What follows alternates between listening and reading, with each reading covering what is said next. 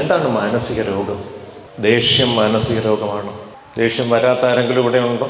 നമുക്കൊക്കെ ദിവസവും എപ്പോഴെങ്കിലും ഒക്കെ ദേഷ്യം വരും അല്ലേ? പ്രകടിപ്പിക്കുന്ന രീതിയിലും മാറ്റം വരുമെന്നേ ഉള്ളൂ. സങ്കടം മാനസിക രോഗമാണോ? ഇടയ്ക്കിടയ്ക്ക് നമുക്കെല്ലാം സങ്കടം വരാറുണ്ടല്ലേ? സന്തോഷം നമ്മളെല്ലാം ആഗ്രഹിക്കുന്ന ഒരവസ്ഥയാണ്, അത് രോഗമാണോ?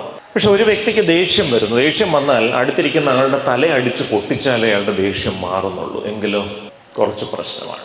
സങ്കടം വരുന്ന ഒരു വ്യക്തി കെട്ടിടത്തിന്റെ മേളിൽ കയറിയിട്ട് ചാടാൻ പോകും. സന്തോഷം വന്ന ഒരു വ്യക്തി വസ്ത്രങ്ങളില്ലാതെ റോഡിലൂടെ ഇങ്ങനെ ഓടുകയാണ്, കുറച്ച് പ്രശ്നമുണ്ടല്ലേ? അപ്പൊ ഈ നോർമലും അബ്നോർമലും, സ്വാഭാവികവും അസ്വാഭാവികവുമായ പെരുമാറ്റം തമ്മിൽ ചില അതിർവരമ്പുകളുണ്ട്. എന്താണ് ആ അതിർവരമ്പ്? ഓരോ കാലഘട്ടത്തിലും സമൂഹം ചില അതിർവരമ്പുകൾ നിശ്ചയിച്ചിരുന്നു അല്ലേ? ഇപ്പോ ഉദാഹരണം പറഞ്ഞാൽ, ചില പ്രത്യേക മതവിശ്വാസങ്ങളോ രാഷ്ട്രീയ വിശ്വാസങ്ങളോ ഇല്ലാത്ത വ്യക്തികളെ മനോരോഗികളായി ചിത്രീകരിച്ചിരുന്ന ഒരു കാലഘട്ടമൊക്കെ ലോകത്തിന്റെ പല ഭാഗത്തും ഉണ്ടായിട്ടുണ്ട് അല്ലേ? 1974 മുൻപ് ചില പ്രത്യേക ലൈംഗിക അഭിവിന്യാസമുള്ള വ്യക്തികളെ മനോരോഗികളായി ചിത്രീകരിച്ചിരുന്നു. 1974 അത് മാറി. അപ്പോ സമൂഹം ചിന്തിക്കുന്നതാണ് നോർമൽ എന്ന് നമ്മൾ വിചാരിക്കാൻ തുടങ്ങിയാൽ ഈ സമൂഹത്തിന്റെ കാഴ്ചപ്പാടുകൾ ചലനാത്മകമാണ്, ഡൈനാമിക്കാണ്, മാറിക്കൊണ്ടിരിക്കും അല്ലേ? 50 കൊല്ലം മുമ്പുള്ള ലോകമാണോ ഇന്ന്? 50 കൊല്ലം മുമ്പ് ഒരു ബൈക്കിൽ ഒരു ആൺകുട്ടിയോടൊപ്പം ഒരു പെൺകുട്ടി സഞ്ചരിച്ചിരുന്നുവെങ്കിൽ ആകെ പ്രശ്നമായി പോയേനെ. ആ പോകുന്ന വഴിക്കെങ്ങാണം വല്ല ആക്സിഡന്റ് ആയിരുന്നുവെങ്കിൽ നാട്ടുകാരെല്ലാം കൂടെ അവർ ആശുപത്രി കിടക്കുമ്പോൾ പോലും അവരുടെ തല തിന്നേനെ അല്ലേ? പക്ഷെ ഇന്നിപ്പോ ഒരു വാർത്ത നമ്മൾ കാണുന്നു, ഒരു ആൺകുട്ടിയുടെ ബൈക്കിൽ പെൺകുട്ടി സഞ്ചരിച്ചു, അവരൊരു അപകടത്തിൽപ്പെട്ടു, അതിലൊരാൾ മരണപ്പെട്ടു, രണ്ടാമത്തെ ആൾ ഗുരുതരാവസ്ഥയിലാണ്. യാതൊരു വിധത്തിലുള്ള ഇത്തരം മുൻവിധികളുമില്ലാതെ സുഹൃത്തിനോടൊപ്പം ബൈക്കിൽ സഞ്ചരിച്ച പെൺകുട്ടി അപകടത്തിൽപ്പെട്ടു എന്ന് വളരെ നിർവികാരമായി വാർത്താ അവതാരകൻ പറയുന്നു. അത് നമ്മുടെ സമൂഹത്തിൽ വന്ന മാറ്റങ്ങളുടെ ഒരു പ്രതിഫലനമാണ്.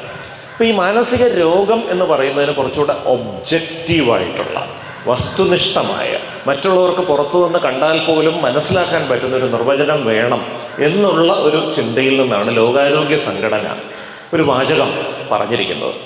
A behaviour or an emotion can be regarded as mental illness when it leads to socio occupational dysfunction.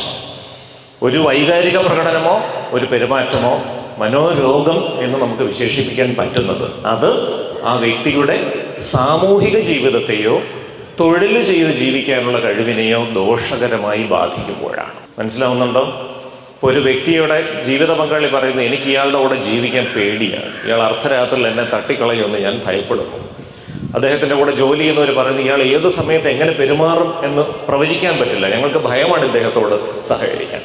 അപ്പം ആ ഒരു ലെവലിലേക്ക് കാര്യങ്ങൾ എത്തിക്കഴിയുമ്പോൾ തീർച്ചയായിട്ടും അദ്ദേഹത്തിന്റെ സാമൂഹ്യ ജീവിതം തകരാറിലാവുന്നു, തൊഴിൽ ചെയ്യാനുള്ള കഴിവ് തകരാറിലാവും.